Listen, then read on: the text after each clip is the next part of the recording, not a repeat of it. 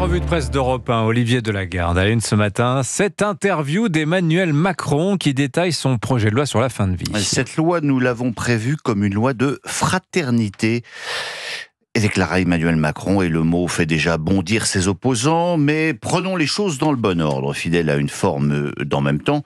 Le président de la République a donc choisi 2 journaux pour s'exprimer.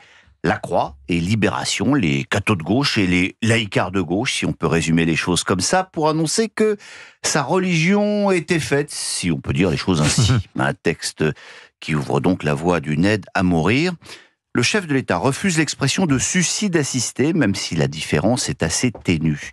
Les personnes concernées devront être majeures, capables d'un discernement plein et entier, ce qui veut dire que sont exclus les patients souffrant de maladies psychiatriques ou dégénératives type Alzheimer. Cette maladie doit aussi être incurable et le pronostic vital doit être engagé. Enfin, les malades concernés sont ceux ressentant des souffrances physiques ou psychologiques que l'on ne peut pas soulager. Si tous ces critères sont réunis, explique Emmanuel Macron, s'ouvre alors la possibilité pour la personne de demander à pouvoir être aidée à mourir. C'est une équipe médicale collégiale qui décidera de la suite à donner à cette demande. Alors voilà pour ce que prévoira la loi, qui sera examinée en mai par le Parlement. Passons aux réactions qui sont, elles, diamétralement opposées. Libération d'abord se réjouit. En donnant le top départ à une modification législative, Emmanuel Macron répond à une attente de l'opinion favorable depuis longtemps dans les sondages, explique Paul Quignot dans son éditorial. Mais les sondages, la Croix n'en a cure. L'aide à mourir peut-elle être un geste de fraternité ? S'étrangle Anne Ponce dans son éditorial.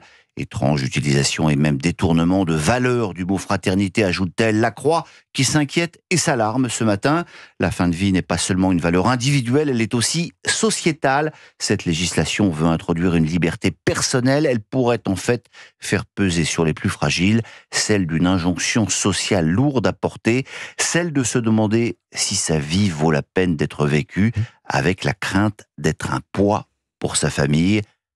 La fraternité, conclut l'éditorialiste de la Croix, serait mieux placée dans l'aide à vivre que dans l'aide à mourir. On passe à la une du Figaro. Oui, et pas un mot concernant cette loi. Le journal, sans doute vexé de ne pas avoir été choisi par le président de la République, préfère consacrer son plus gros titre aux cérémonies d'hommage aux victimes du terrorisme qui auront lieu exceptionnellement à Arras aujourd'hui. Arras, évidemment, en souvenir de Dominique Bernard, ce professeur assassiné par un ancien élève radicalisé. Le Figaro qui évoque en gros titre la grande inquiétude des enseignants, indignés, découragés, usés. Il y a presque 25 ans, écrit Laurence de Charette, de bonnes âmes s'offusquaient qu'on pu songer au nom de laïcité d'exiger de 3 lycéennes de Creil qu'elles retirent leur voile. Les décennies qui ont suivi n'ont cessé de montrer combien chaque démission pose mécaniquement les jalons de la capitulation suivante. Dans les journaux également ce matin, Olivier Delagarde, la campagne des Européennes. Et oui, ça a véritablement débuté ce week-end avec les premiers grands meetings et les enquêtes d'opinion qui semblent indiquer que l'écart se creuse entre la liste Bardella et celle de la majorité présidentielle. 12 points et demi selon un sondage Elab pour la Tribune dimanche et même 13 points pour Ipsos dans une étude à paraître cet après-midi dans Le Monde. Et la majorité présidentielle a grillé sa première cartouche, commente l'opinion ce matin. Le meeting de Valérie Ayé soutenu fut timide et une bonne partie de la presse s'interroge sur la stratégie consistant à cibler uniquement le RN en l'accusant de collusion avec la Russie. Dans les Échos, sous le titre une arme politique à double tranchant, Cécile Cornudet se demande ainsi si les Français vont se déplacer pour voter pour sanctionner le RN ou pour dire non à la guerre, parce que comme le déclarait hier Fabien Roussel sur Europe 1, Macron devient le parti de la guerre.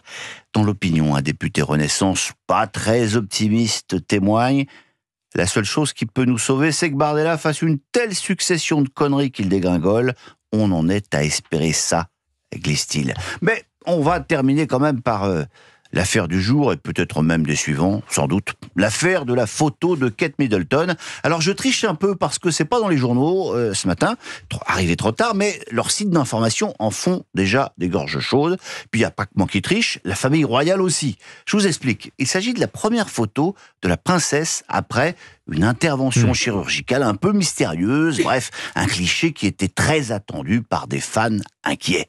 Eh bien, cette image diffusée officiellement par les Windsor aurait été truquée et grossièrement, Ah bon ? chose rare. Toutes les grandes agences de presse ont même décidé de la retirer de leur banque d'images cette nuit. Bon, vous allez me dire que tout cela n'est pas bien passionnant, je veux bien le reconnaître, mais vu le reste de l'actualité, on va dire qu'heureusement qu'il nous reste la couronne d'Angleterre pour nous divertir un petit peu. Bon, il y avait le 15 de France aussi, Olivier Delagarde, mais c'était en fin d'après-midi. Voilà. Contre les Gallois, formidable. Merci beaucoup, la revue de presse d'Europe 1, signée Olivier Delagarde.